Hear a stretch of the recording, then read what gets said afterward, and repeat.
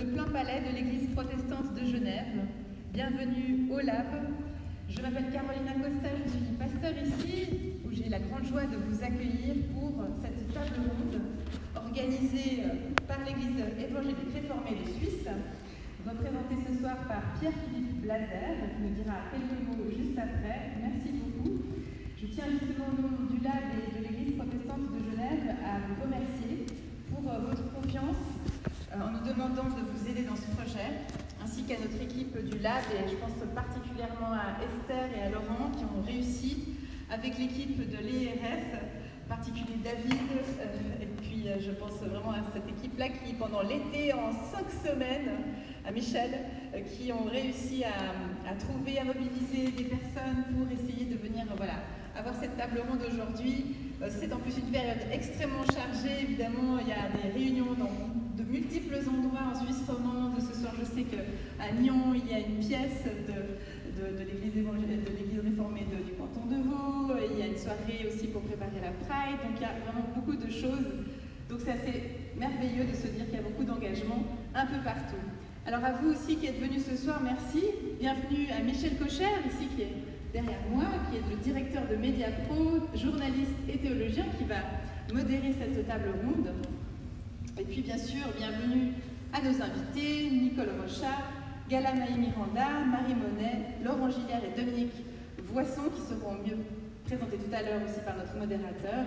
Et puis j'avais simplement envie de vous dire merci aussi pour votre courage, merci pour votre disponibilité à venir ici témoigner pour nous, le cœur ouvert, oser cette question pour cette grande votation évidemment qui nous attend, historique, le 26 septembre prochain, sur la question du mariage pour toutes et tous. Je le veux ou je le veux pas. Alors bienvenue à vous ici au Temple de Plein Palais, et puis bienvenue aussi aux personnes qui sont en streaming ou bien qui regarderont cette table ronde en live sur YouTube un peu plus tard. Et donc j'aimerais vous accueillir ici au Lab, comme nous avons l'habitude de le faire dans toutes nos activités et dans nos célébrations, en vous disant, quel que soit ton âge, ta condition sociale, ton origine, ta culture, ton parcours de vie, ta couleur de peau, ton état de santé, ton physique, ta tenue vestimentaire de ce soir, ton identité de genre, ton orientation affective et sexuelle, ta couleur politique, ta religion, tes convictions ou tes doutes. Sache que tu es accueilli ici tel que tu es, aimé sans condition et sans réserve, de la part du Dieu de tout amour, qui est Père, Mère de tout amour, Fils, Fille de tout amour, Christ, Esprit Saint, souffle sacré. Amen. Amen, merci. Alors peut-être si certains d'entre vous découvrent un peu le Lab ce soir, je vous en dis juste quelques mots. Ce Lab, c'est le laboratoire qui a été créé en 2015 par l'église protestante de Genève à destination des jeunes et des jeunes adultes avec carte blanche. Et parmi de nombreux projets, il y a tout de suite eu la création d'une antenne LGBTI à Genève, ici, au sein du Lab, afin d'accompagner ces personnes dans leur réconciliation entre leur foi, leur orientation affective et sexuelle. Et le Lab a pu contribuer comme ça, tout au long de ces 6 dernières années, à ces personnes à ne plus être invisibilisées dans notre Église, mais à y participer pleinement. Nous avons vécu de nombreux événements au sein de ce temple qui ont contribué aussi à favoriser l'inclusivité au sein de nos églises dans un sens large. Et j'ai juste envie de vous partager ici, en novembre 2019, l'église protestante de Genève, après une longue année de discussions et d'échanges aussi justement avec les personnes concernées, ce qui je pense a contribué au fait que nous avons eu un vote quasiment à l'unanimité pour accepter la bénédiction de l'union civile, de toute union civile, prenons même l'avant-garde des églises en disant nous bénirons toute union civile qui sera choisie par le peuple. Et donc, le 12 janvier 2020, dans ce temple même, nous avons vécu ici la première bénédiction d'un couple de femmes. Et nous avons été évidemment très heureux et bénis de vivre ce moment ensemble.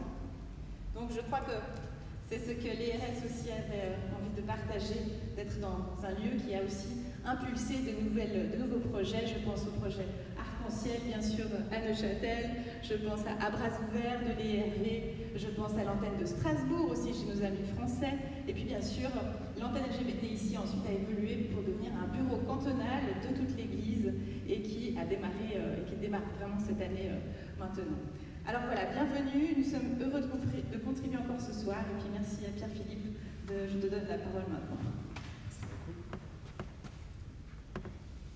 Merci Carolina pour ces gentils mots d'accueil, merci à vous d'être présents ce soir.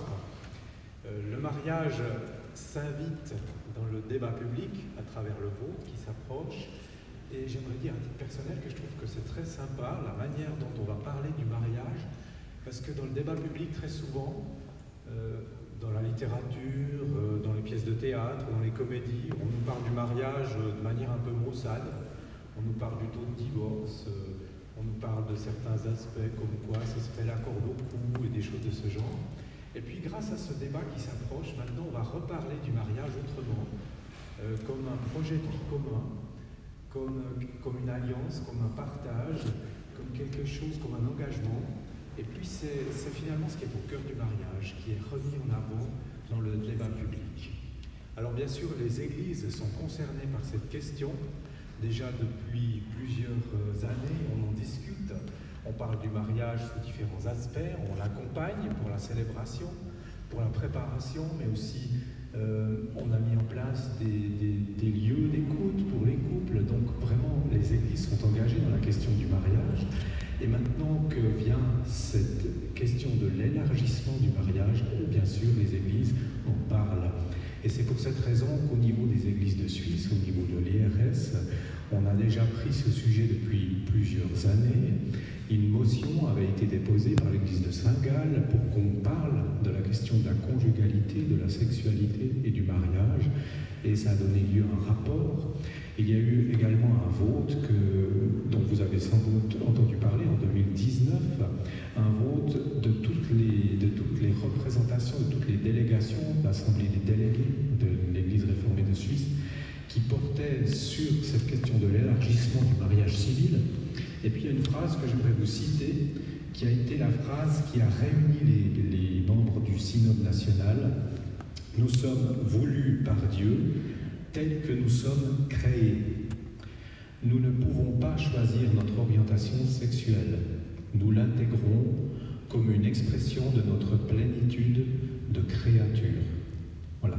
C'était cette phrase qui a été mise en discussion et qui a été votée au niveau suisse. Et là, une majorité évidente d'églises a voté pour.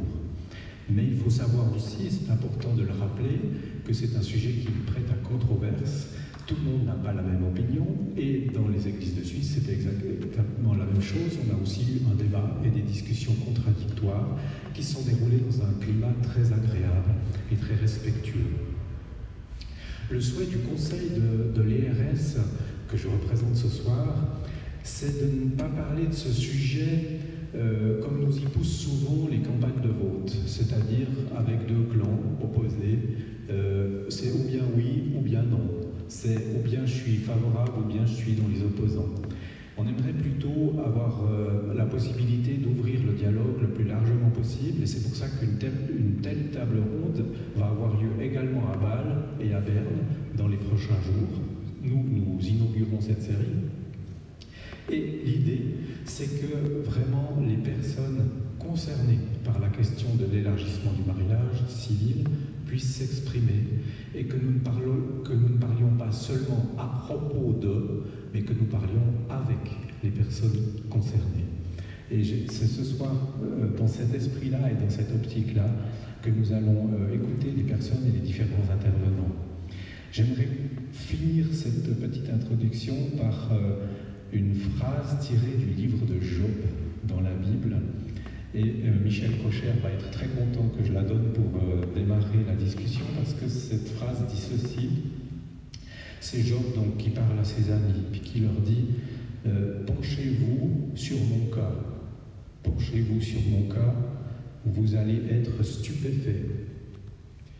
La main sur la bouche, vous ne direz plus rien. Voilà, c'est avec cette phrase de Job que je donne la parole, je suppose, à Michel, mais on pourra parler quand même, pas de souci. Bonne soirée.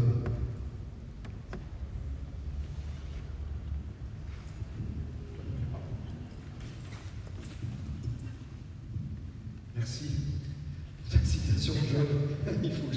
facile.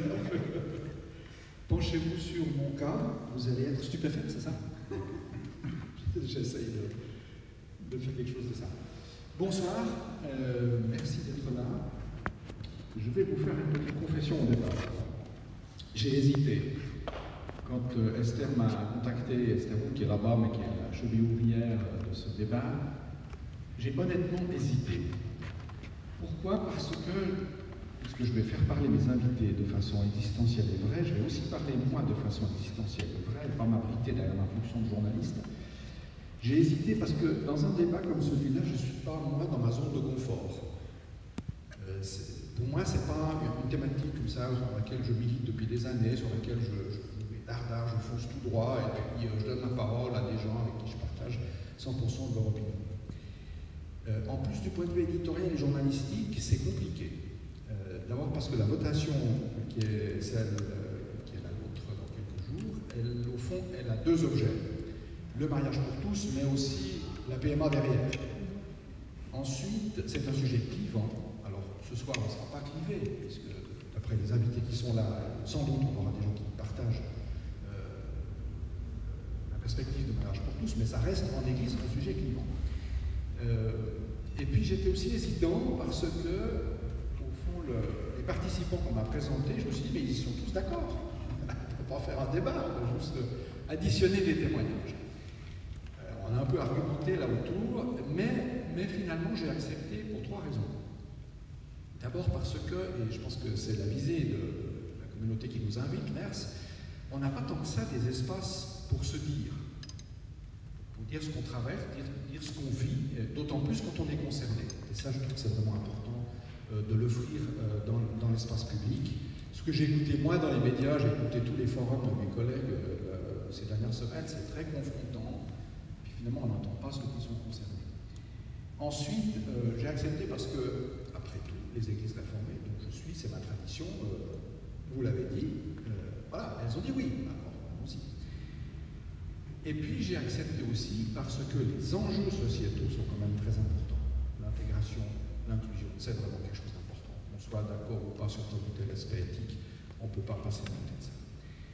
Voilà, donc mon job ce soir, dans l'heure que nous avons, ce sera de donner la parole à nos invités, de leur permettre de se dire, de dire ce qui les habite, ce qui les traverse autour du mariage pour tous, de vous donner la parole aussi un petit moment, on verra si vous avez envie de la prendre, si ça s'y prête, mais a priori oui, vous pourrez poser des questions à nos invités qui sont là, c'est prévu. J'ai conçu ce moment en deux articulations. Une première où je vais donner la parole à chacun pour qu'ils nous disent, et ce sera une manière pour vous de faire leur connaissance, qu'ils nous disent au fond quelle est la raison principale pour laquelle ils vont voter oui dans quelques jours à la votation du 26 septembre. J'ai sous moi aujourd'hui un bulletin de vote et le petit papier qui va avec. Et puis ensuite, une fois qu'on aura fait un petit tour, vous pourrez savoir un peu qui ils sont, on débattra de trois thèses qui permettent d'aller un petit peu plus profond, au-delà de la question strictement du mariage pour tous, mais plus sur des questions liées aux enfants, liées à la parentalité et liées au modèle familial traditionnel qui est challengé par cette votation. C'est comme ça que c'est conçu, c'est le contrat que j'ai avec les invités et que je vous propose ce soir. Donc, je n'en dis pas plus, je commence par donner la parole à quelqu'un qui peut prendre un micro. Voilà, Laurent. Il a un micro, je vais vous laisser Laurent et les autres invités vous présenter très brièvement sur ce que vous faites, qui vous êtes, puis après nous dire pourquoi vous avez voté. Quel est l'argument décisif pour vous le 26? Merci Michel. Pour moi, le choix entre le oui et le non, c'est pas du tout quelque chose d'évident. Je comprends que pour beaucoup de monde, le choix est évident. Et c'est là pour plusieurs raisons. Ma préoccupation première, c'est d'avoir la bonne solution pour la société dans son ensemble. Je prête attention aussi à toutes les questions qui sont soulevées par les partisans, partisanes du non. Et d'autre part, j'aimerais voter en cohérence avec ma foi et mon ressenti intérieur. Ça, c'est très important. Donc, je m'appelle Laurent, j'ai 28 ans, je suis engagé engagé dans l'Église protestante de Genève dans le ministère du Lab en tant que conseiller, cela depuis plusieurs années. Cet engagement, pour moi, il reflète ma volonté de créer une société et une Église qui répondent aux besoins de ma génération et des générations futures, aider peut-être l'Église en fait à se renouveler. C'est un détail, mais aujourd'hui je suis dans une relation avec un autre garçon depuis déjà plusieurs années et je considère que le mariage est une étape possible, même très probable dans ma vie, tout comme potentiellement fonder une famille et accueillir des enfants. Donc pourquoi oui, c'est pas du tout parce que je serais un bénéficiaire, mais parce que, bon, après une longue période de questionnement, je m'aperçois que élargir l'accès à cette institution du mariage, en fait une chose très importante pour notre société. Elle permet d'encourager des expériences d'amour inconditionnel, elle permet d'encourager, de multiplier cet amour, cette bienveillance, cette solidarité, des engagements qui sont sincères, authentiques, et je trouve que ça c'est la bonne direction. Malgré tout, mes questionnements restent, surtout par rapport à l'enfant, et je n'ai pas toutes les réponses aujourd'hui, mais j'ai le sentiment que les bénéfices l'emportent largement. Merci beaucoup, Laurent. On continue sans autre Galamé Miranda. Je vous laisse faire le même exercice, mais à partir de votre parcours. Je dois appuyer. Bonjour, alors je suis Galamé Miranda. Je suis étudiante de master en histoire de l'art. Et ça, c'est qui je suis. Puis ensuite, par rapport aux votations du 26 septembre, je vais voter oui. Je vais voter oui parce que j'ai une fille. J'ai une fille qui, quand elle va au salon de coiffure avec ma maman, ou à la crèche, ou quand elle rencontre une nouvelle personne dans l'aire de jeu, elle lui dit moi j'ai deux mamans. Et puis c'est un peu souvent en dehors du contexte. Alors ça amène des sourires aux lèvres à ses interlocutrices, souvent. Voilà, elle dit toujours qu'elle a deux mamans, et notamment au salon de coiffure, quand elle a dit ça, la coiffeuse lui a dit ah oui, tu as ta maman et ta grand-maman. Elle a dit non, j'ai deux mamans. Alors elle le disait d'une fierté et d'une fermeté, d'une sûreté époustouflante, et aussi qui reflétait en fait son bonheur en fait, finalement. Voilà. Donc, par contre, dans l'acte de naissance, elle a une maman, et la deuxième case, elle est vide. Donc, voilà, la démarche pour l'adoption de l'enfant par la partenaire, et je mets tout ça entre guillemets, le mot adoption et partenaire entre guillemets, ne peut démarrer qu'à partir de la première année de l'enfant, et puis ensuite, cela dure entre 1 et 2 années en fonction des communes et des cantons. Donc pendant en fait ces années de vie de l'enfant, nous en tant que lesbiennes, nous n'avons pas le droit en fait à la rupture amoureuse, nous n'avons pas le droit à avoir il n'y a pas le droit à cela.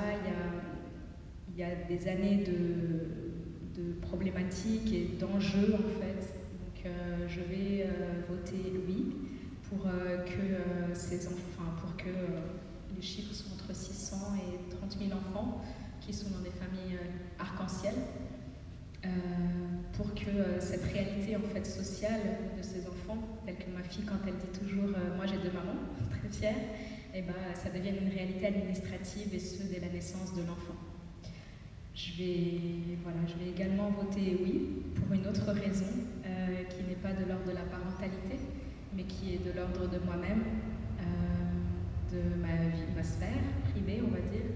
Quand je vais chez le médecin, chez la doctoresse, à plein où je suis partenariée, je suis forcée de faire un coming out en fait forcé, alors que ce n'est pas ce que je souhaite dire dans ma vie privée.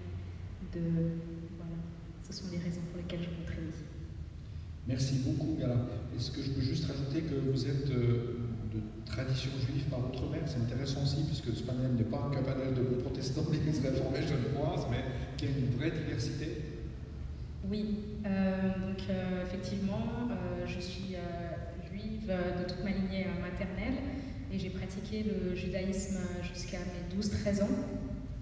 Voilà. Merci.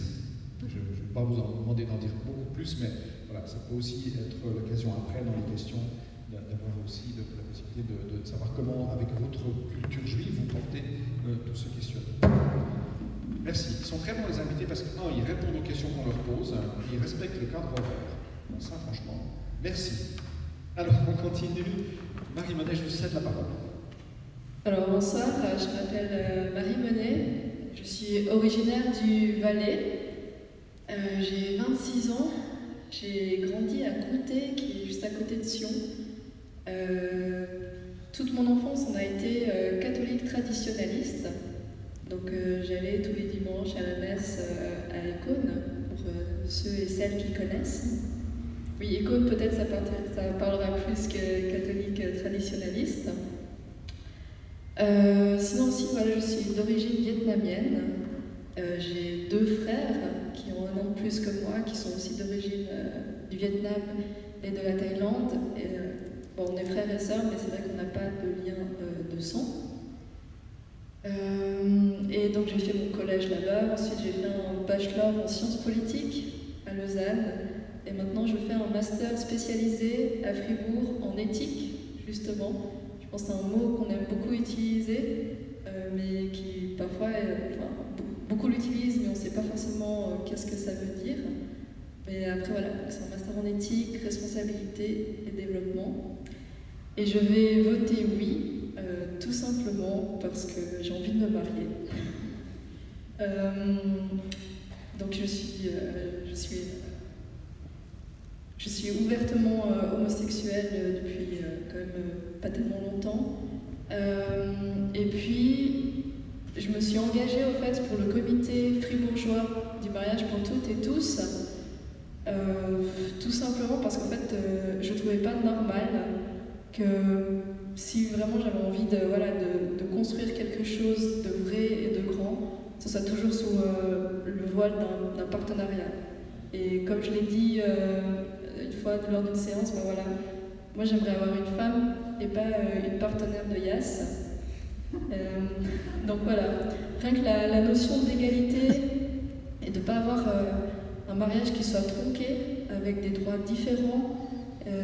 C'est juste une notion de justice qui est très à cœur pour moi. Voilà, c'est à peu près tout. Merci beaucoup. Une femme et pas une partenaire de Yass. C'est l'art des formules, hein, mais ça reste. Merci beaucoup, Marie. On continue avec Dominique Voinson.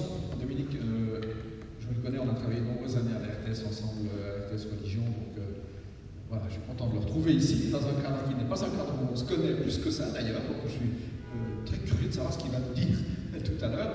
Ce que je peux juste dire en introduction supplémentaire, mais Petra, c'est que tu parles en ton nom propre, même si tu exerces un ministère au sein de ce diocèse, c'est pas au nom de l'Église catholique que tu t'exprimes, ça va s'en douter un peu, mais c'est bien de le dire quand même. Oui, tout à fait, parce qu'on est quand même quelques oiseaux rares à prendre la parole publiquement pour dire qui on est, des milieux LGBT catholiques. C'est en train de se mettre en route, et heureusement. Moi, mon coming out est quasiment venu, j'ai 63 ans, je suis marié, je suis bisexuel, et j'ai vécu donc dans la clandestinité ma sexualité, enfin l'autre partie de ma sexualité pendant beaucoup d'années. Et puis, il se trouve que l'an dernier, Mise au Point nous a contactés pour un témoignage, c'était pour une diffusion le 8 mars 2020. Et Hans-Rudi Meyer, qui est un collègue gay, a parlé au début anonymement. Et puis vous avez vu qu'au cours de l'émission, il a parlé et son nom a été mis à l'antenne. Parce qu'entre-temps, moi, on m'a demandé si je voulais témoigner. J'ai dit si je témoigne, c'est à visage découvert en donnant mon nom. Alors du coup, il y a eu beaucoup de va-et-vient. Moi, je n'ai pas pu me présenter comme bisexuel. On m'a présenté comme ami des proches de la communauté LGBT. Ça, c'était pour des raisons plus privées. Mais voilà, je me suis dit qu'aujourd'hui, petit à petit, il y a des portes qui s'ouvrent depuis tout en haut pour nous catholiques avec le pape, des portes qui s'ouvrent au niveau du diocèse. Il y a eu à Maurice Laetitia, on sent qu'il y a un frémissement pour que dans la communauté catholique, on puisse prononcer en dehors de la vie civile, qu'à l'intérieur de l'Église, on puisse même prononcer le mot d'homosexuel, de LGBT, de bisexuel, de lesbienne. Donc voilà, c'est un peu aussi pour ça que j'ai accepté de parler, mais à titre tout à fait personnel. Je n'engage pas le diocèse, ni la Fédération catholique vaudoise. Voilà, je parle en mon nom. Mais ça fait 44 ans que je suis dans l'Église, donc dont 11 ans aux émissions religieuses avec Michel, à la radio suisse romande, comme on disait à l'époque. Et voilà, c'est quand même l'idée, petit à petit, qu'on puisse parler comme des adultes. J'ai 63 ans quand même, je ne vais pas me cacher toute la fin de ma vie. Bon, je suis à la retraite dans 2 ans, donc dans 2 ans, je suis libre. Enfin, je veux dire au niveau médiatique, hein, mais totalement. Mais c'est pour dire qu'il faut qu'on aille dès maintenant avancer. Je veux 2 choses peut-être. Alors, j'ai voté tout à l'heure, j'ai posé mon enveloppe à la commune de Payerne, là où j'habite, dans le grand Nord. C'est pour ça que j'ai mis plus de 2 heures à venir. Et puis, voilà, c'est fait. Donc, je peux même dire j'ai voté. Alors, ce que je vois de positif, puisque dans mon métier, je suis en partie pour le dialogue interreligieux dans le canton de Vaud, à la maison de l'Arzillier à Lausanne, et puis l'autre partie, je suis aumônier des requérants d'asile à Valorbe. Donc je vois des choses qui avancent par rapport à cette question LGBT. Pour nous catholiques, on commence à en parler, donc vous voyez le décalage que nous on a par rapport à d'autres églises où il y a des gens qui sont nommés dans des postes où ouvertement leur tâche, leur mission va être de suivre les questions LGBT et de mariage pour tous et autres. Nous, on a eu une rencontre à Lausanne, on est un groupe de prêtres et d'agents pastoraux engagés en église gay, bisexuelle. Il n'y a pas de lesbiennes, mais ça pourra peut-être venir un jour. Mais on a commencé un peu à parler et on a été reçu une fois par la pastorale des familles. Donc je le souligne parce que c'est tous des petits pas positifs. Ça ne paraît pas grand-chose, mais pour nous, c'est déjà pas mal. On se base aussi sur les livres comme « Qui suis-je pour juger mon frère homosexuel ?» Joël Pralon, l'abbé Joël Pralon, qui fait tout un travail aussi pour expliquer aux catholiques qui nous sommes, hein, puis pour réfléchir aussi par rapport à nous. Et je terminerai donc en disant pourquoi j'ai voté oui. D'abord parce qu'il y a un évêque, qui est Félix Mur, qui est l'évêque de Bâle, qui a dit il n'y a pas de raison, je n'ai même pas prononcé au nom de l'Église, puisque c'est une question qui est posée en politique, qui est posée aux citoyens. Donc j'ai voté moi aussi en tant que citoyen suisse. Déjà une première chose. Mais je suis quand même content d'avoir entendu le 21 octobre 2020, il y a eu ce fameux documentaire film Francesco à la fête du cinéma de Rome, où le pape François a défendu le droit pour les couples gays de vivre au sein d'une union civile. Il n'a pas parlé de mariage, ça c'est clair, mais il a dit les personnes homosexuelles ont des droits à être dans une famille, ils sont enfants de Dieu. On ne peut pas expulser quelqu'un d'une famille ou lui rendre la vie impossible pour cette raison. Ce que nous devons faire, c'est une loi d'union civile, car ils ont droit à une couverture légale. Voilà, je voulais le lire parce que j'étais quand même très heureux à ce moment-là que Francesco, qui prend beaucoup de risques par rapport à certains milieux catholiques plus conservateurs que lui, ça permet de faire avancer les choses. Voilà. Merci. Les 5 minutes sont échues. Enfin, les journalistes, ils causent plus longtemps que les autres. On va voir avec les pasteurs. Nicole Rochard, on se connaît un peu. J'ai eu le plaisir aussi d'animer un débat sur Internet se déplacer sur son livre. Voilà, je trop bon pour toi, mais pas de raison de ne pas le faire. Vous le trouvez à la sortie si vous souhaitez l'acheter. Je te donne la parole. Voilà, bonsoir. Alors, Nicole Rochard, je suis en effet pasteur dans le canton de Neuchâtel. Et j'ai un parcours un petit peu particulier peut-être parce que je viens du milieu réformé à tendance évangélique. Et au fond, depuis ma plus tendre jeunesse, j'ai entendu que l'homosexualité était un péché et qu'il fallait surtout pas céder à ce péché parce que, au fond, voilà, c'était vraiment le plus grave des péchés qu'on puisse commettre. Et j'ai avancé comme ça dans ma vie en me cramponnant, en me mariant, en ayant des enfants et en me disant que tout allait bien. Jusqu'à ce que, au travers de difficultés de couple, au fond, cette homosensibilité remonte en moi tellement fort que j'ai juste plus pu faire semblant, que j'ai juste plus pu la cacher. Et j'ai dû moi-même en prendre conscience et puis ensuite, qu'est-ce que j'allais faire? Enfin, pour moi, on m'a tellement laissé entendre que si je cédais à l'homosexualité, Dieu allait se détourner de moi. Donc, j'étais terrorisée, j'étais angoissée, j'avais plein de versets bibliques dans mon bureau pour m'aider à me cramponner. Et puis, quand j'ai cédé, j'étais hyper mal et puis j'ai beaucoup prié, beaucoup crié à Dieu pour savoir ce que je devais faire. Mais voilà, un pasteur homosexuel, ça passe pas inaperçu, donc ça a été un coming out public de toute la région, pas juste le village, mais de tout le canton là-dessus, même au-delà. Et au fond, j'ai beaucoup crié à Dieu en me disant, mais Seigneur, qu'est-ce que je dois faire? Enfin, est-ce que tu es là? Est-ce que tu es encore avec moi? Et vraiment, j'ai passé par des tempêtes terribles. Et vraiment, j'ai ressenti que toujours, Dieu était avec moi. Je me sentais comme sur les eaux qui sont portées par des vagues immenses. Et puis, j'étais comme une petite barque, là, sur l'eau. Et je sentais Dieu qui me tenait debout pour m'aider à tenir bon au travers de tous ces rejets, tous ces mépris que je ressentais. Et puis après, j'avais besoin de comprendre. Je disais, mais Seigneur, je ne comprends pas, toi tu es avec moi, j'ai aucun doute, tu es toujours là, quoi. Tu ne m'as pas laissé un seul instant. Mais alors, comment je fais avec la Bible? Je ne comprends pas. Et j'ai passé des mois à essayer de réouvrir la Bible avec beaucoup de difficultés parce que j'avais l'impression que chaque page me condamnait. Et puis ensuite j'ai essayé de comprendre, mais Seigneur, pourquoi est-ce que certains textes semblent condamner l'homosexualité? Et j'ai eu l'occasion de prendre un congé sabbatique pour creuser encore plus ces textes.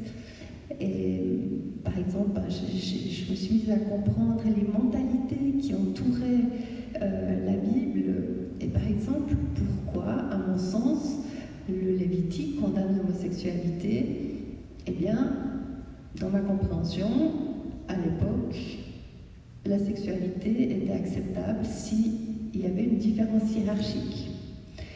L'homme pouvait avoir des relations sexuelles avec la femme parce que l'homme était supérieur à la femme. Ou bien un homme pouvait avoir des relations avec son serviteur mâle, mais parce que le serviteur était inférieur. Et par contre, deux hommes libres, deux hommes de même niveau hiérarchique ne pouvaient pas en avoir de ce fait-là, parce que ça semblait renverser l'ordre naturel des choses. Nicole, j'ai juste le souci que tu ne résumes pas ton livre.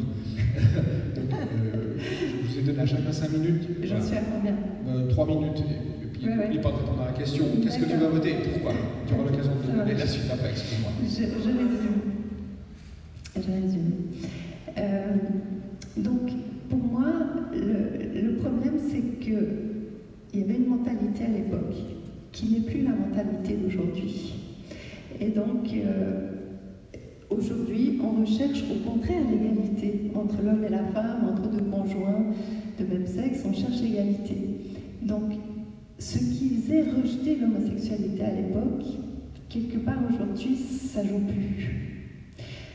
Et puis, même si on tient à lire ce verset du Lévitique comme condamnant l'homosexualité, on voit aussi que dans la Bible, Dieu semble évoluer. À une période, il demande des sacrifices. Ensuite, il dit qu'il n'en veut plus. Un temps, il demande la circoncision. Ensuite, il n'en veut plus. Donc, voilà, on voit que Dieu semble ne pas avoir toujours les mêmes exigences, les mêmes attentes. Et surtout, on voit que Dieu est un Dieu d'amour. Et ce qui va me faire voter oui, j'y viens, c'est que personnellement, je suis tellement convaincue que Jésus n'aurait jamais rejeté un couple de même sexe, une personne de même sexe, et donc d'autant plus un couple de même sexe. Donc pour moi, quelqu'un qui allait auprès des personnes marginalisées de son temps, ben, il serait justement venu parmi nous ce soir, il aurait été là avec nous. Et donc voilà, pour moi, je ne vois pas pourquoi les couples de même sexe devraient avoir un statut différent. Pourquoi? Moi, je trouve super important de reconnaître la valeur de leur amour. Ils ont droit à s'aimer, ils ont droit d'être reconnus. Et je parlais avec un couple d'hommes qui me disaient, mais quand tu as un couple hétérosexuel qui se met ensemble, tout le monde vient leur dire « Ah, mais comme vous êtes beaux, ça fait plaisir de vous voir ensemble et tout. » Et puis, un couple de même sexe qui se met ensemble, pas de commentaires. Et il me disait « Mais moi, j'aurais besoin de sentir le regard approbateur de mes amis sur nous, sur mon couple avec mon conjoint, parce qu'aussi, ça m'aiderait à tenir quand il y a des moments durs. » Et voilà, pour moi, cette votation, elle permet de reconnaître la valeur de ces couples et de dire qu'ils ont droit aussi à avoir les avantages qui leur sont proposés au travers de cette loi. Et bon, je ne vais pas anticiper sur le sujet des enfants. On y vient. Voilà. Merci, Nicole. Ouais, les pasteurs posent plus longtemps que les autres aussi. Voilà. Merci beaucoup. Voilà, ça vous a permis de situer nos 5 invités. Merci à chacun aussi de vous être livrés comme ça, à la fois en public mais aussi sur Internet, puisque c'est filmé et on peut nous suivre sur les réseaux sociaux. Deuxième partie donc que je vous propose, c'est trois affirmations qu'on va discuter, que nos invités vont présenter et commenter. Une première sur les enfants, une deuxième plutôt sur les parents et une troisième plutôt sur le modèle familial traditionnel et au fond le travail qui reste à faire, qu'il faut faire et la responsabilité des églises. Après tout, on est dans une église ici, même si on ne célèbre pas quelque chose, on est là quand même dans un lieu ecclésial et invité par une église, l'Église réformée de Suisse. Donc la première affirmation que j'ai soumise à nos invités, c'est la suivante: les enfants n'ont pas besoin de parents des deux sexes pour être heureux. Je répète, les enfants n'ont pas besoin de parents des deux sexes pour être heureux. J'ai demandé à nos invités lequel de nos invités était prêt à commenter et expliquer pourquoi, en l'occurrence, il accepte ou il prend distance avec cette affirmation. Alors, ceux qui se sont inscrits, c'est Dominique et Marie. Alors, je ne sais pas lequel des deux veut s'exprimer en premier, je vous laisse choisir.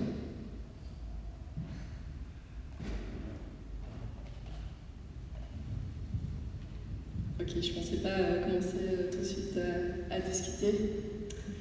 Donc la phrase, je vais de nouveau la répéter. Donc, un enfant n'a pas besoin de parents de même sexe pour être heureux. Et de deux sexes, en fait, je vais avouer tout de suite, j'ai mal recopié la phrase sans mon doigt.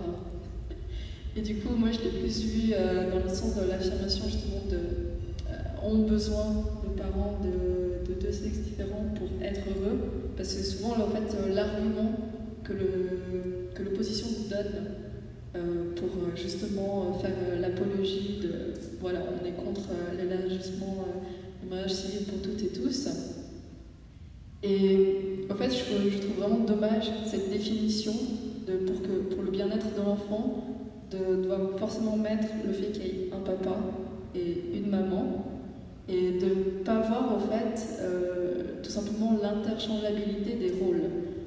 J'ai lu aussi en venant voilà, quelques commentaires de l'opposition, et c'est ça qui remettent beaucoup en question, comme si c'était justement la fin du monde d'avoir des rôles interchangés quand on a deux papas ou deux mamans, d'avoir une maman qui va prendre plus un rôle, on va dire, de figure, voilà, peut-être qui rentre dans les carcans plus masculins, et une autre maman qui va prendre justement plus de la féminité, et puis après avoir des échanges à d'autres moments, et de voir que en fait, la relation, elle peut être construite en dehors des attentes habituelles d'un papa, une maman. C'est ce qui leur font le plus peur, alors qu'au niveau éthique, je pense que c'est un des plus beaux cadeaux qu'on peut faire à ses enfants à venir, c'est de dire que voilà, on est un modèle de famille légèrement différent de ce qu'on trouve peut-être en majorité dans la société ou à l'école, mais de dire que voilà, il y a un tel amour entre deux personnes et qu'on a réussi à créer ça ensemble, qu'on arrive à trouver un équilibre, une harmonie ensemble, et qu'on arrive à être une famille, et qu'en plus voilà, on a été accepté au niveau juridique, au niveau politique, que culturellement on est de plus en plus accepté. Je trouve que c'est le plus important. Dominique, tu complètes. Bon, moi, je commencerai, quand tu m'as posé la question, quand j'ai reçu la question, je l'ai prise d'abord en mon nom personnel, parce que je me suis dit, il se trouve que je n'ai pas eu une enfance très heureuse. J'ai eu un papa et une maman, mais ça ne se passait pas très très bien, et les 4 enfants, on en est ressortis un petit peu secoués, et c'est pour ça qu'une fois j'ai un peu surpris mes collègues en leur disant mais finalement si c'était à refaire et si je pouvais peser sur un bouton, j'aurais choisi plutôt que ce couple hétérosexuel là, si j'avais eu 2 moments pour me cocoler et puis bien me donner l'affection dont j'ai manqué en étant jeune, ça me parlerait, quoi, ça me dirait quelque chose. Donc je pense qu'effectivement, c'est pas...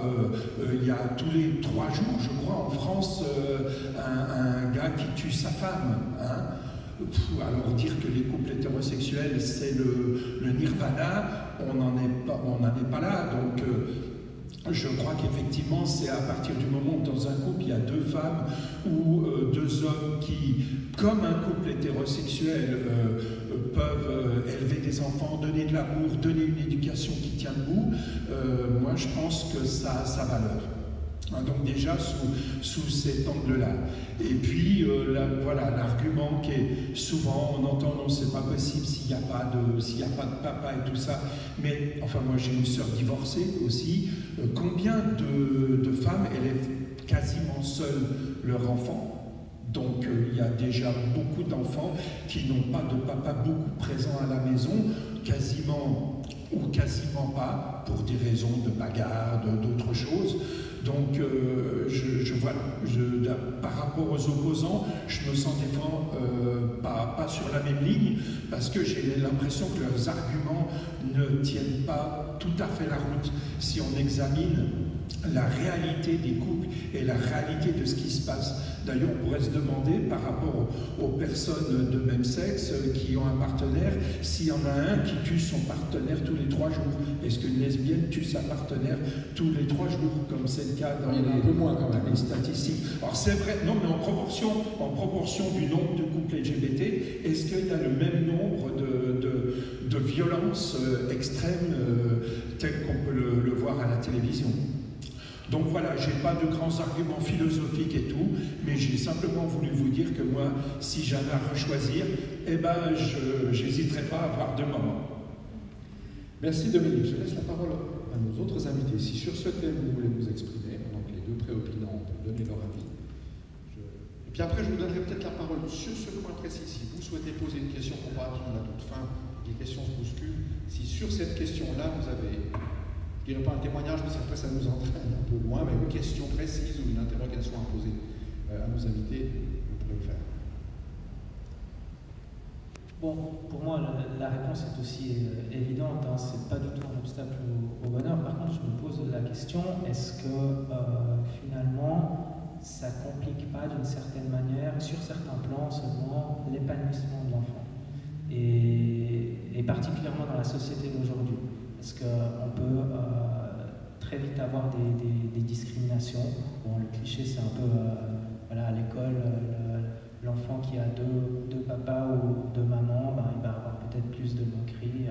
Et je pense que c'est un fait, qu'on ne doit pas ignorer ça, et puis qu'on doit agir pour éviter ce genre de situation. Donc, je dis ça pour avoir des réactions, en fait. Alors, vous allez en avoir. Vous allez en avoir. C'est pas très friendly, mais... oui. En fait, moi, c'est surtout en fait ma mère qui a pensé à ça. Elle me l'a dit pendant que j'étais enceinte. Elle m'a dit, ah, j'ai une seule inquiétude, c'est ma petite fille, elle va subir beaucoup de discrimination, les camarades vont se moquer à l'école et tout ça. Et en fait, j'ai toujours eu j'ai toujours eu une croyance très ferme par rapport à ça. Je me suis toujours dit qu'il fallait en fait que le couple soit honnête, sincère, transparent. C'est d'ailleurs une des raisons pour lesquelles je suis là en fait aujourd'hui. C'est-à-dire que si moi-même je ne me cache pas, si moi-même j'explique la réalité en fait à l'enfant, si elle le voit comme une normalité, si c'est quelque chose, si on le vit normalement en fait finalement, et ouvertement et fièrement et comme c'est en fait finalement, et on explique à l'enfant, ou pas en fait finalement, parce que j'ai jamais dû lui expliquer pour l'instant qu'elle a deux mamans, elle le sait simplement, et puis elle le dit, et ben je pense que ça se transmet en fait. L'enfant, il reçoit, la fille ou le garçon reçoit en fait ce bonheur, cette réalité comme une normalité, puis elle-même ou il-même creuse crée ses mécanismes pour se défendre finalement. Moi j'ai subi du racisme à l'école, c'est quelque chose que j'ai subi, et j'ai dû trouver mes techniques en fait. Et c'est aussi grâce à l'amour de ma mère qui m'a permis de me dire que de croire en moi et de ne pas me laisser abattre par la discrimination face à mes origines en fait à l'école. Et je pense que c'est ça aussi, c'est la même. Je pense qu'on a besoin de la même chose. C'est-à-dire qu'on a besoin de l'amour, de la réception, de la bienveillance de notre entourage et de notre famille et de nos parents pour pouvoir affronter cela. Une petite chose, juste un petit oui, puis je te passe le micro après. Moi, je suis bisexuel, donc nous, on parle pas beaucoup de nous, on connaît assez bien, les gens connaissent les gays, les lesbiennes, mais nous, on n'y situe pas bien. Et c'est vrai que nous, on peut se cacher un petit peu plus facilement, parce que moi, les gens qui ne me connaissaient pas ne savaient pas que j'étais bisexuel. Donc, ce que je veux dire par rapport aux enfants, par exemple, j'ai élevé 3 enfants avec ma femme, comme ma femme est mauricienne et que mon aîné est un petit peu plus basané de peau, il a peut-être plus souffert du racisme et tout en disant de toute façon toi t'es pas suisse et puis t'es pas ça. Il a peut-être plus souffert que ça, que depuis récemment où le papa a parlé à la télévision, c'est un peu plus dévoilé. Voilà, donc les risques qui sont aussi tout autant par rapport à l'origine, aussi peut-être comme vous avez dit. Voilà, donc je pense que c'est pas insurmontable. Et le reste, les rejets, les critiques, les moqueries, dans les cours d'école, je crois que dans le canton de Vaud, on est en plein en train d'en parler, puisqu'il y a eu la fameuse arc-en-ciel qui a été sur les cahiers, là, et on est dans le débat, voilà, ça va faire avancer les choses. Nicole, rapidement. Oui, alors c'était l'autre élément pour lequel je disais que je veux voter oui, c'est que pour moi c'est super important, je crois par l'acceptation de cette votation, quelque part, on donne un préavis favorable sur ces familles arc-en-ciel et du coup, on favorise l'acceptation aussi de ces enfants. Et puis, quelque part, le but, c'est qu'on arrête de se dire que c'est pas normal, mais du coup, ça devient un couple parmi d'autres. Et ça va aider aussi à l'acceptation de ses enfants. Et pour moi, les personnes qui disent oui, deux femmes ne peuvent pas élever un enfant, il sera malheureux, ou deux hommes, ils ne peuvent pas, enfin voilà. Pour moi, c'est un terrible manque de confiance à leur égard, parce que pour moi, je te remercie Dominique pour ton témoignage, je crois que nous tous, on a d'abord besoin d'amour. Et au fond, un couple hétérosexuel, il n'est pas forcément plus doué pour donner de l'amour. Je crois que c'est un défi pour tous les couples, donc c'est jamais gagné d'avance. Moi aussi, j'ai eu des enfants, je n'ai pas fait tout juste, même que j'étais dans un couple hétérosexuel. Donc voilà, je crois qu'il faut rester super humble et puis faire confiance au couple, au fond. J'aimerais juste rajouter aussi qu'actuellement, les pères, les papas sont dans une forte remise en question. Dernièrement, j'avais un entretien avec un couple hétérosexuel où le papa me disait « mais j'arrive pas à trouver ma place, je sais pas être père ». Ben voilà, ils sont en couple hétéro, ben c'est pas facile non plus, quoi. Je voulais aussi ajouter un petit point par rapport à la discrimination pour être une enfant adoptée. Ce qui me chagrine beaucoup, c'est de voir le côté politique de l'adoption uniquement quand on parle justement de personnes de même sexe. Dans le sens où avant, maintenant qu'on a ça dans le débat actuellement, l'adoption pour les personnes hétérosexuelles, c'est comme une évidence, c'est un acte de bienveillance qui est tout à fait normalisé. Par contre, maintenant qu'on peut ouvrir l'adoption conjointe aux couples de même sexe, on a tout de suite « Ah, mais est-ce que ça va pas amener des discriminations, justement parce que l'enfant va avoir deux papas ou deux mamans? Est-ce qu'ils vont pas avoir des problèmes plus tard à l'école ?»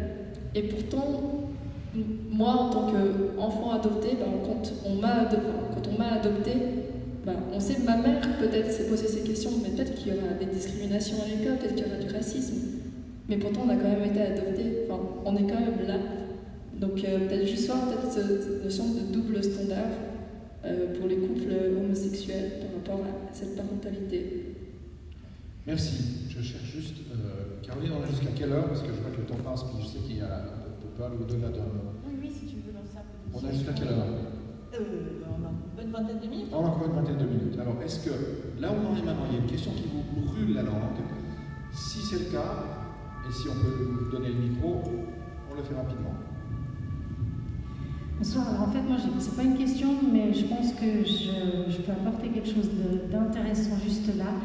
Je travaille donc à la faculté psychologie et sciences de l'éducation à l'université de Genève. Et depuis 2 ans maintenant, la formation d'enseignants primaires inclut des cours de formation pour justement gérer les enfants qui ont de papa ou de maman. Et ça peut paraître bizarre, mais pour simple chose comme la fête des mères a posé des problèmes aux enfants qui avaient de papa. Et c'est cette question-là qui a en fait amené tout ce qu'on appelle le PER, le programme d'éducation en monde, à revoir sa formation. Et donc, je pense que c'est un pas énorme. Je ne parle que de Genève, je ne sais pas ce qui se passe ailleurs, mais je sais qu'à Genève, en tout cas, les enseignants primaires ont maintenant dans leur formation l'accueil justement des enfants qui ont de papa ou de maman. Merci beaucoup. J'ai encore une main. Oui, bonsoir. J'aurais souhaité approfondir la question qui a été posée en premier par le jeune homme à droite. C'est-à-dire, en ce qui me concerne, je pense personnellement que les enfants, c'est pas vraiment le vrai problème, à vrai dire. On a la question de comment est-ce qu'on parvient à l'état de fait qu'il y ait des enfants, mais en tant que tel, je pense vraiment pas que les enfants soient le problème. Est-ce que, en revanche, on pourrait, par exemple, approcher la question des adolescents, parce que je pense que c'est là qu'on a la construction de l'identité de genre. Les enfants, en fait, ils sont un peu genrés par défaut, non? Merci, c'est une excellente question. C'est difficile d'y répondre. Moi, j'ai écouté le débat de mes confrères à la radio. On a des études évidemment sur le bonheur des enfants de couples homosexuels, mais on n'en a pas tant que ça, puis on n'a pas une expérience historique très longue non plus. Après ça, les spécialistes discutent autour. Moi, je n'ai pas d'informations précises. Je ne sais pas si mes invités ou vous avez un éclairage à donner sur cette question de l'adolescence comme un moment particulièrement difficile, dans lequel les ados, évidemment, un père et une mère, ça rend service, et s'ils ont deux papas ou deux mamans, qu'est-ce qui se passe? Je ne sais pas si vous avez un éclairage. Oui, j'avais une autre question, enfin un autre point que je voulais soulever, c'est qu'on débat profondément des problèmes LGBT, mais dans ma propre vie, j'ai vécu des combats de rue, j'ai vécu l'exil, j'ai vécu le passage par les camps de réfugiés à travers l'Europe, et croyez-moi, ce sont des chocs sacrément plus graves que d'avoir deux pères ou deux mères. Merci, ça, on s'en doutait. Mais simplement pour dire que finalement, la réaction sociale que l'on vit est directement proportionnelle au courage des parents.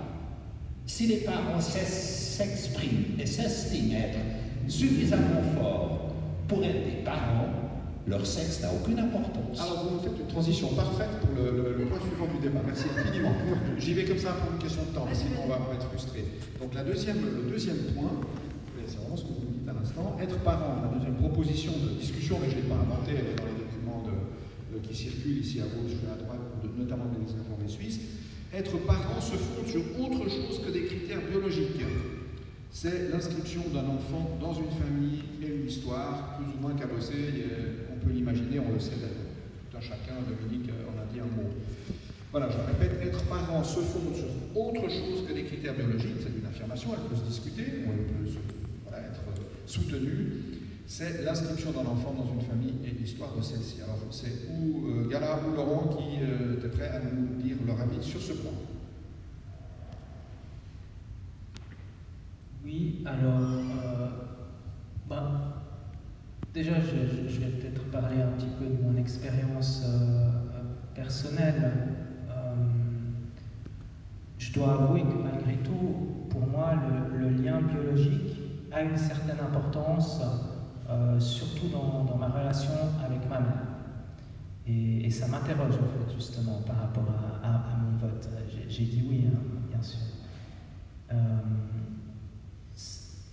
Déjà, c'est très drôle que ce soit que avec ma mère, mais c'est cette idée, en fait, qu'elle m'a porté, elle m'a mis au monde, je découle d'elle, et ça, c'est quelque chose de très fort, très très fort. C'est très profond en moi, et ça me donne une sorte de réconfort, de confiance même.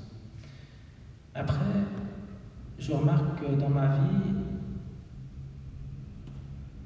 j'ai beaucoup de monde en fait que j'ai assimilé à la famille, mais qui en fait n'a aucun lien biologique avec moi.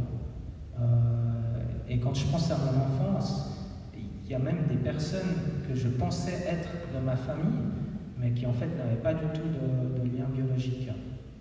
Et j'ai appris après coup. Donc, je pense de nouveau, comme pour la première question, le lien biologique n'est pas, enfin, l'absence de lien biologique n'est un obstacle à rien. C'est pas du tout un obstacle au bonheur. Et qu'est-ce que c'est la famille en fait vraiment? Je regardais aussi pourquoi est-ce que les gens veulent avoir des enfants. Hein. Et je vois qu'il y a peut-être deux catégories de raisons.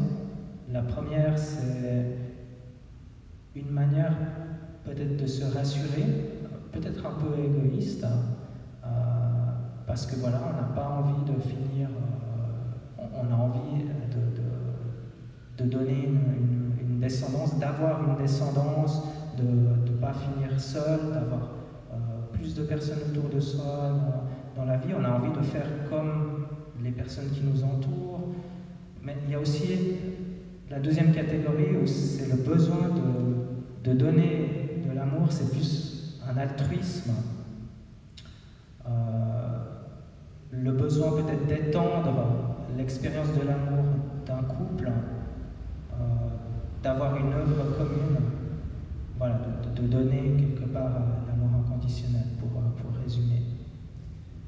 Et alors moi personnellement, disons, si un jour j'ai des enfants, ce serait plutôt pour cette raison-là. Et je pense que c'est ça qui est important. Ce qu'on remarque, c'est qu'on a des situations de découplage entre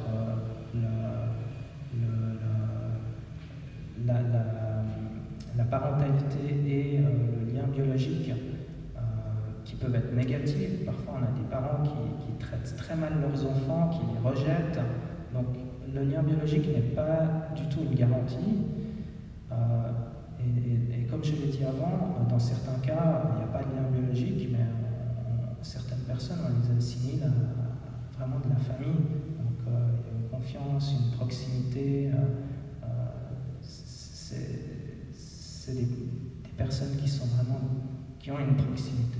Oui, c'est vrai, dans les cultures du Sud, par exemple, la famille est très élargie, et papa, maman, ça ne veut pas dire grand-chose. C'est un peu la triple qui fait la famille. Je ne sais pas si vous donnez la parole, Yala, par rapport à ça. Oui, alors, donc, par rapport à la question de cette deuxième thèse, vous savez, moi je pense que l'univers des enfants, il est véritable et dans leur univers, tout a un sens. J'aimerais vous raconter 3 anecdotes avec ma fille.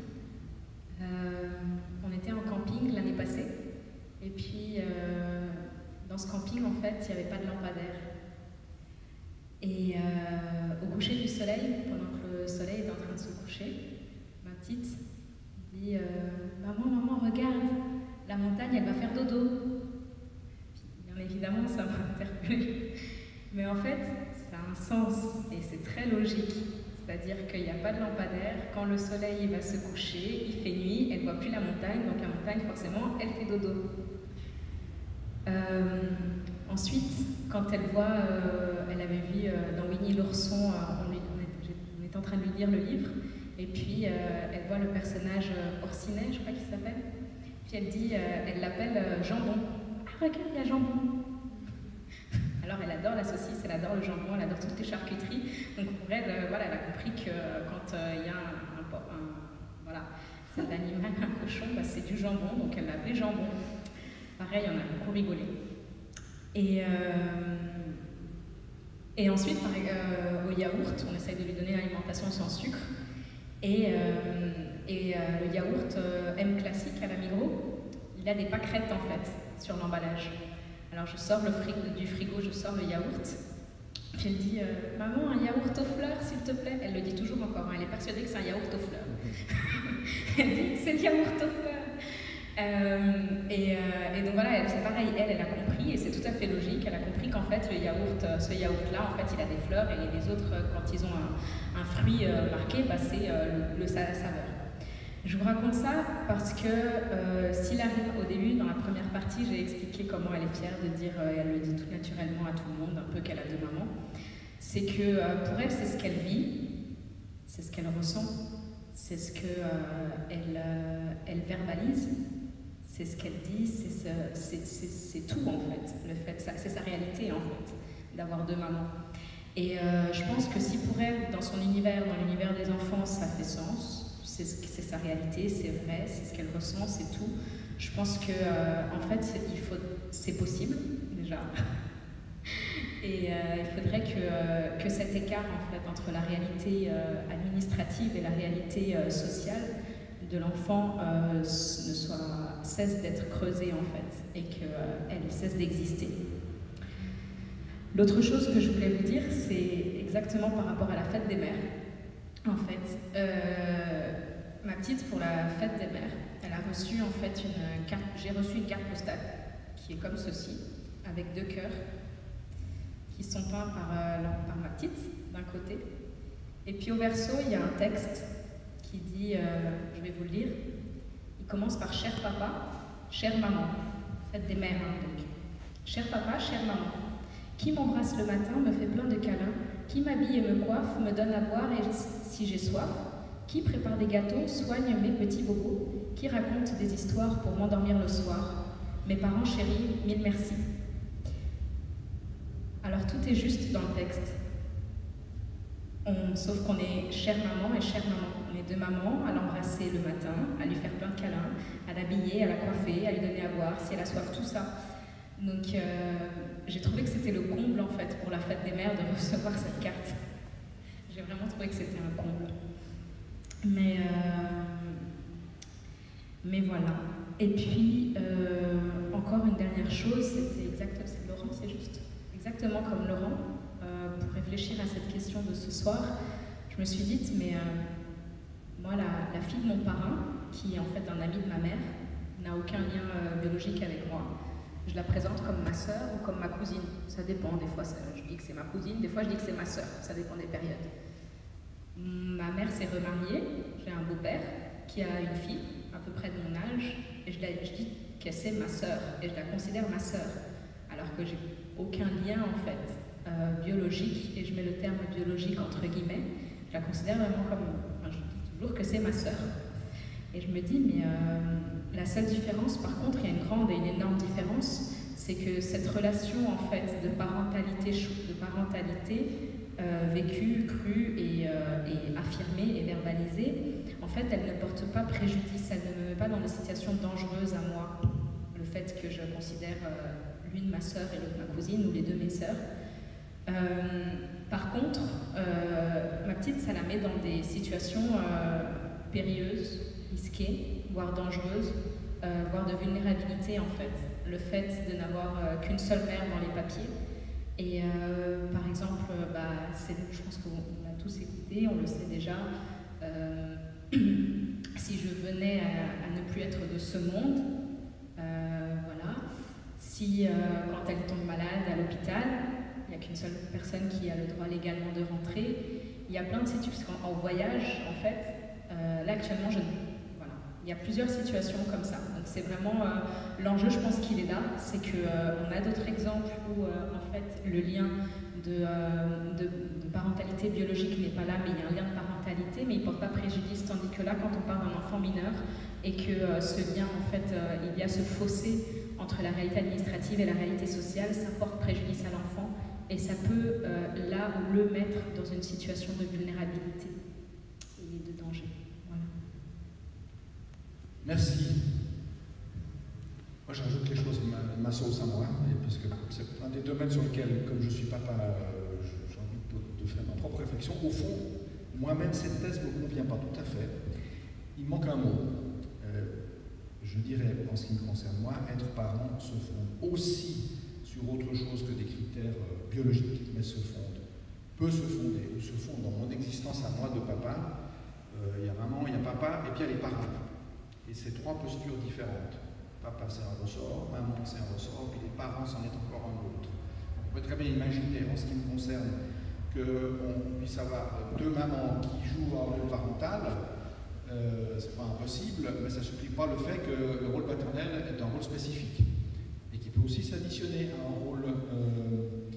un rôle parental. Donc c'est l'aspect un peu absolu de cette thèse qui, moi, dans mon expérience, je ne parle pas comme journaliste ici, mais comme papa, me gêne un peu. Voilà. Mais je ne sais pas si les autres intervenants voulaient dire quelque chose ou si l'Assemblée souhaite dire quelque chose ou poser une question sur ce point précis. Alors, volontiers. D'accord, mais on en fait quoi au niveau administratif, en fait, dans les actes de naissance? Est-ce que on peut avoir, parce que si j'ai bien compris, il faut vous énoncez le fait qu'il faut quand même une image paternelle, un lien paternel, mais administrativement, il y a une case qui est vide là, pour ces enfants-là. Donc dans les papiers, il faut quand même qu'on accepte en fait la réalité que l'enfant vit en fait des deux parents. Moi, je n'ai pas de réponse à votre question parce que je ne suis pas dans votre situation. Donc, je n'ai pas de réponse de nature administrative. Simplement, mon expérience à moi, de papa, elle ne se retrouve pas dans l'affirmation. C'est-à-dire que je la trouve trop exclusive. Je ne dis pas qu'elle est fausse, je ne dis pas qu'on ne peut pas prendre en compte le fait qu'il n'y a pas que du biologique qui se joue, il y a beaucoup d'autres choses. Mais le biologique est une ressource aussi. Dans mon couple, je pense. Je parle seul avec Marie ici, parfois, c'est les parents qui jouent, c'est la parentalité, et puis on peut se passer le POC quand on gère nos ados, et c'est pas facile. Et puis d'autres fois, on invoque papa parce qu'il y a quelque chose du papa, ou on invoque maman parce qu'il y a quelque chose du maman. Mais en fait, la question derrière tout ça, au fond, que tu poses, Michel, peut-être, si j'ose rebondir, c'est qu'est-ce qu'un papa? C'est qu'est-ce qu'un papa? Qu'est-ce qu'un papa? Et qu'est-ce qu'une maman, en fait? Nicole. Alors, c'est en effet une question intéressante. Est-ce que ce que toi tu apportes à tes enfants, Michel, est-ce que c'est genré? Est-ce que le fait que tu sois un homme est différent? Ou parce que dans un couple de femmes, il y aura aussi deux personnalités différentes. L'une sera peut-être plus active, l'autre plus tranquille. Il y aura... Enfin voilà, il y a des tempéraments différents dans le couple. Et au fond, est-ce que vraiment ce que tu apportes, c'est masculin? Parce que ça pose toute la question de... Ouais, les genres. Est-ce que... Pour moi, on est tous sur un continuum. Chaque homme a du féminin en lui-même, chaque femme a du masculin en soi. Enfin, on est assez complexe en fait. Bien sûr que c'est genré. Bien sûr. Mais je peux accepter l'interrogation. Mais oui, je pense que c'est genré. Ça ne veut pas dire que je n'ai pas des éléments masculins ou féminins en moi. Mais oui, je pense que c'est genré dans notre couple. Pour moi, c'est de l'ordre de l'évidence. Mais je veux bien concevoir que je reçois ta question comme une question légitime. Mais je te donne une réponse qui me paraît pour moi d'une limpidité absolue. Voilà, mais on n'est pas là pour faire un débat de deux seulement. Je vais vous donner la parole si sur cette question-là, qui est une question assez touchy quand même, vous aviez une remarque, une interrogation. Si ce n'est pas le cas, on profitera des dernières minutes pour la fin. Madame, volontiers, votre expertise. Non, là c'est vraiment une question. Je m'adresse à vous, Michel. Ok, est-ce que vous ne pensez pas que cet état de fait qui est genré, que j'ai vécu aussi, voilà, je me suis mariée, j'ai 2 enfants, j'ai l'impression que je les ai élevés d'une certaine manière, parce que c'était comme ça, parce que je connaissais maman, papa, j'étais maman, en même temps un peu papa, enfin bon bref. Ma fille est lesbienne, mon fils pas. Voilà, c'était comme ça s'est fait comme ça. Mais moi, j'essaie de me dire que finalement, ces états de fait genrés, l'objectif aujourd'hui, c'est qu'on aille vers une génération qui dégenre le genré. Et que finalement, peut-être qu'aujourd'hui, on dit il a besoin d'un papa et d'une maman, mais finalement, que dans 100 ans, ça soit. Il y a 3 modèles, papa, maman, maman, et papa, et que voilà, ce soit quelque chose de... Vous ne pensez pas que c'est quelque chose qui est possible aujourd'hui? J'ai de la peine à vous répondre pour l'avenir, mais je peux vous dire que dans la situation actuelle, je ressens que ça bouillonne à gauche, parce qu'il y en a qui ont des réponses tout à fait sûres. Moi, je ne prétends pas avoir une réponse sûre. Ce que je peux dire, c'est que ce n'est pas un truc coulé dans le bronze, c'est-à-dire que les rôles papa-maman changent en fonction aussi de l'évolution de la société et du rôle de la femme, ou de ma compagne, ou de ma femme, qui n'est plus le rôle qui a été celui de ma mère dans le couple de mes parents, par exemple. Ça change beaucoup. Mais je trouve que la différence homme-femme, elle reste de grande fécondité, pour autant qu'on soit prêt à rentrer dans des rôles qui évoluent. Voilà. Je ne peux pas en dire plus parce que je ne me suis pas projeté, au fond, plus que ça. Mais je vous remercie pour votre interrogation, elle est certainement nécessaire. Ici, une réaction ici. Une réaction, Esther. Oui, alors je voulais d'abord déjà rebondir sur l'idée de il y a 3, papa, maman, papa, maman. En fait, il y a plus. Il y a maman toute seule, il y a papa tout seul, il y a communauté. Aujourd'hui. mais justement, par rapport à la question mariage, je me demandais, et puis ça c'est une question que je pose à nos invités, est-ce que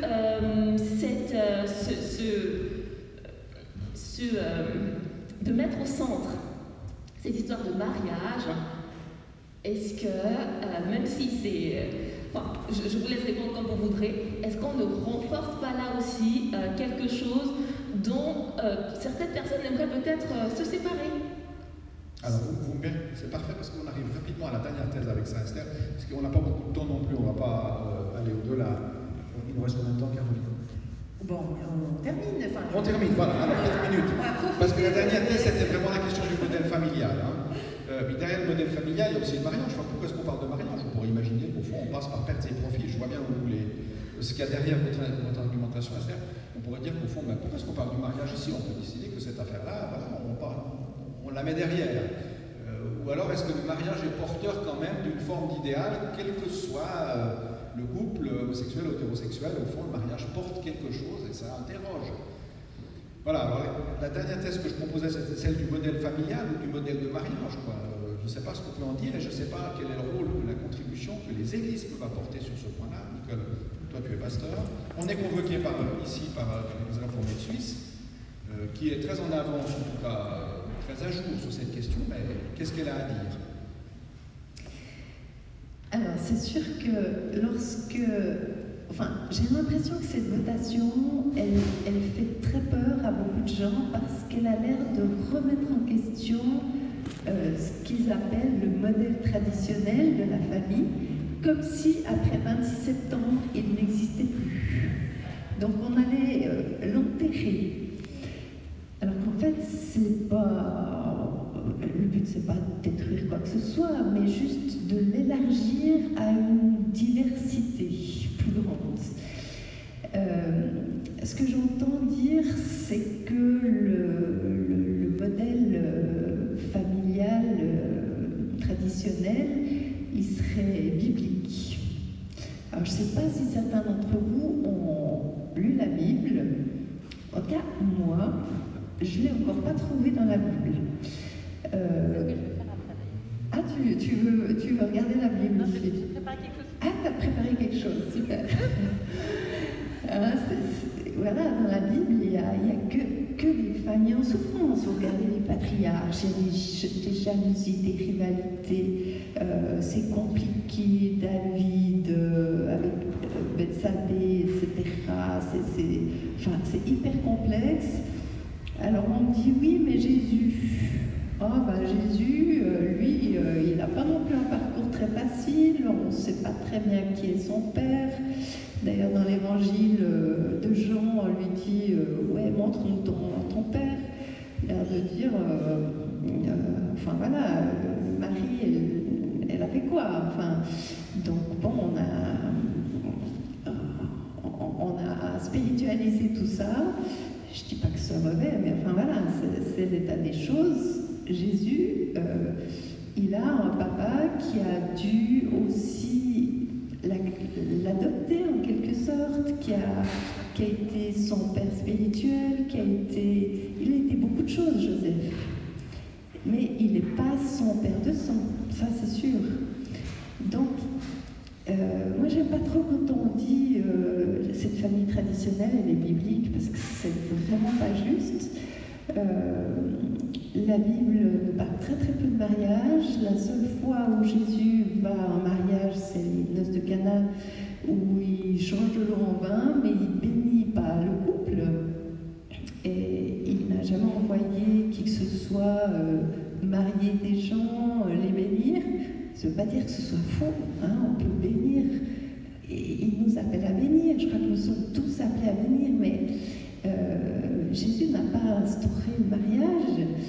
Et lorsque la Genèse dit que l'homme et la femme s'attachent l'un à l'autre, qui quittent père et mère, s'attachent l'un à l'autre et qu'ils ne forment qu'une seule chair, on n'est pas en train de parler de mariage civil ni de mariage religieux. Là, on est juste en train de parler d'unité, d'amour qui unissent deux êtres.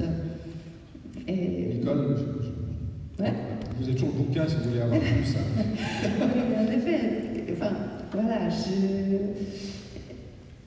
je suis des fois un peu triste qu'on ait l'impression qu'on est en train de chambouler la vie des gens.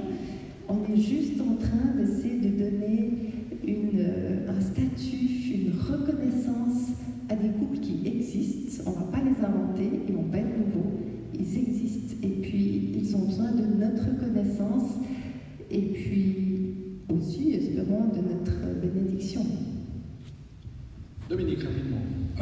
rapidement, par la formation de journaliste, on essaie toujours un peu de prendre de l'attitude. Moi, je m'intéresse beaucoup à l'histoire. Ça apprend beaucoup quand on apprend l'histoire.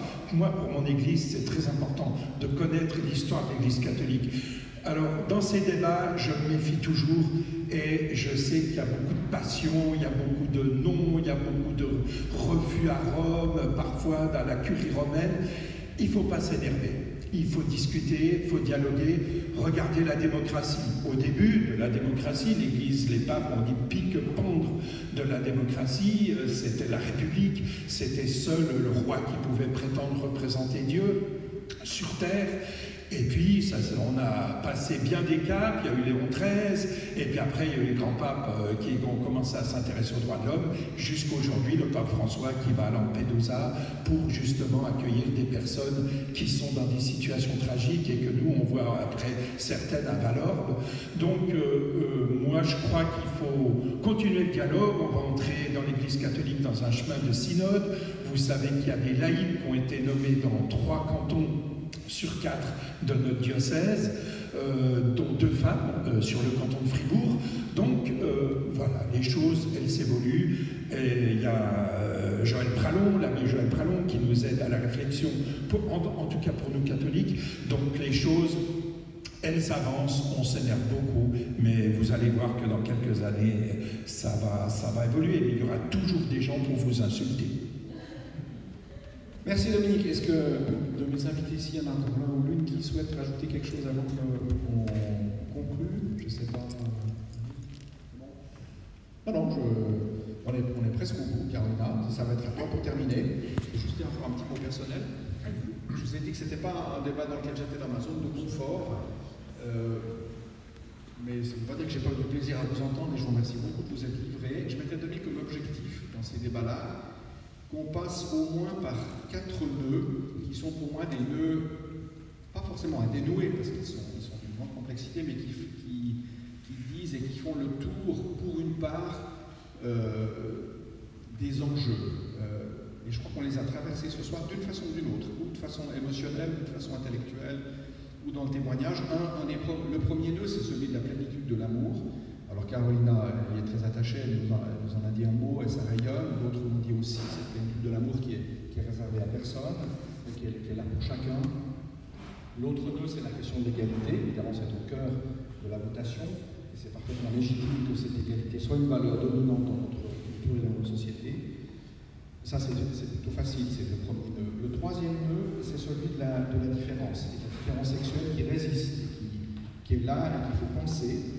Et je pense que ce nœud-là était présent aussi. Et puis le dernier nœud, c'est celui de la filiation et de la parentalité. Et au fond, il faut, pour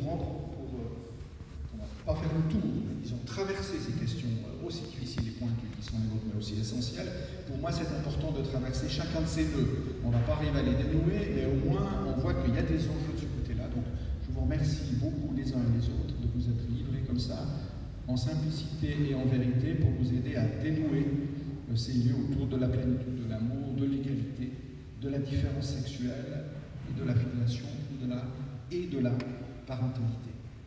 Merci beaucoup.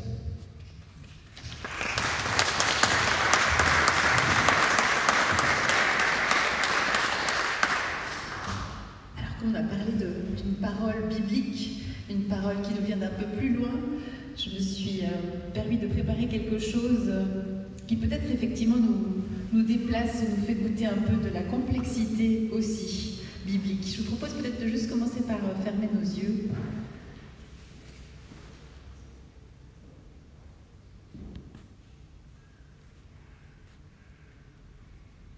Juste laisser déposer en nous tout ce qui s'est partagé, ici avec beaucoup de bienveillance, de respect, d'écoute.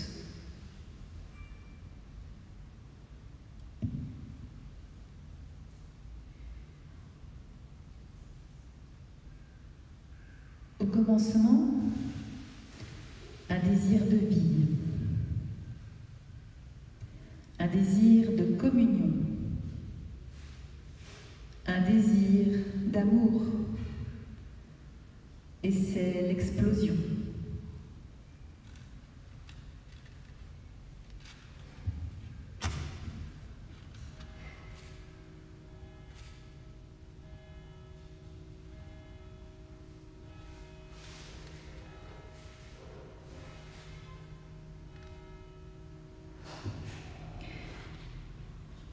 l'univers, les galaxies, les trous noirs, les systèmes solaires, les planètes, les étoiles, la Terre et l'humain.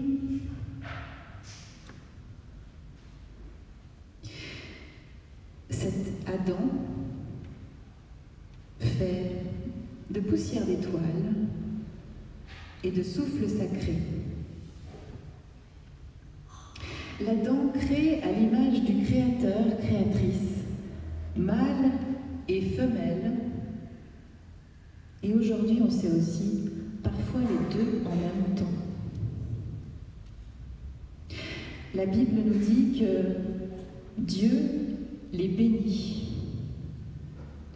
Et il leur dit, fructifiez, multipliez, emplissez la terre et prenez soin d'elle. Adam connaît Ève.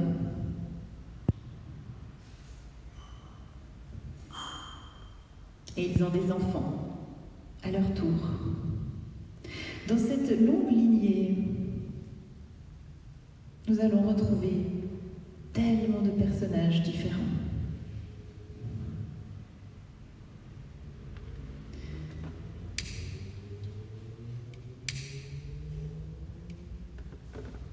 Dans cette lignée, on trouve Lot et sa femme. Ils ont 2 filles.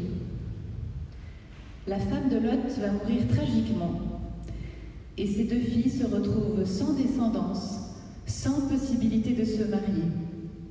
Elles décident librement de saouler leur père pour coucher avec lui et tomber enceinte. Lot et ses filles ont une descendance. Dans la suite de cette lignée biblique, il y a aussi Abraham et Sarah. Ils n'arrivent pas à avoir d'enfants. Alors Sarah demande à Abraham de coucher avec sa servante, Agar. Ils ont un fils, Ismaël. Un ange bénit Ismaël et lui promet une longue descendance. Puis Abraham et Sarah ont finalement un fils, Isaac. Leur descendance aussi est bénie. Plus tard, dans cette lignée, on trouve l'histoire de Jacob. Jacob, c'est un homme qui est marié et qui a 2 femmes, Léa et Rachel. Il aura des enfants avec ces 2 femmes et leurs 2 servantes, Bila et Zilpa. Et puis il y a, l'histoire du roi David. Le roi David a violé Bethsabée. Il a eu un fils. Il n'a pas survécu longtemps. Ils ont eu un autre enfant. C'est Salomon. Le roi Salomon. Et puis bien sûr, dans cette lignée, il y a la jeune Marie. La Bible nous raconte qu'elle est enfantée par l'Esprit Saint. Peut-être que la réalité était autre. C'est un mystère. Et Marie, oui, elle a un enfant, Jésus. Et Jésus, il a un beau-père, Joseph. Et Jésus n'a pas d'enfant, il n'a pas de femme, il n'a pas de descendance du sang. Mais Jésus enseigne que Dieu est Père, Père et Mère de toutes les vivantes et les vivants, et que quiconque aime est son enfant. Alors oui, le Seigneur Dieu crée la vie, et il nous crée, chacun de ses enfants, et il nous bénit, hier, aujourd'hui et demain. Amen.